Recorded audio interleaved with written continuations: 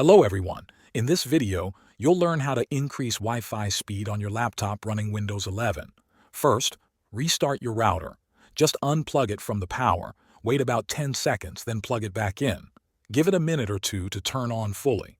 Restart your laptop after that. Sometimes this simple step can fix slow speeds. Next, check if your system is downloading updates in the background. Click on the Start button, then go to Settings. Choose Windows Update. If it's downloading anything, you might want to pause it for now.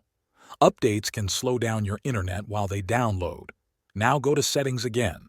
Click on Network and Internet, then click on Wi-Fi. Select Manage Known Networks, choose your current Wi-Fi and click Properties.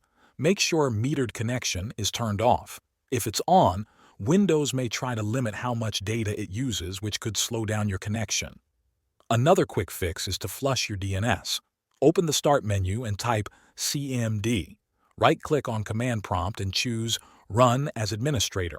In the window that opens, type the command epconfig/flushdns, then press Enter.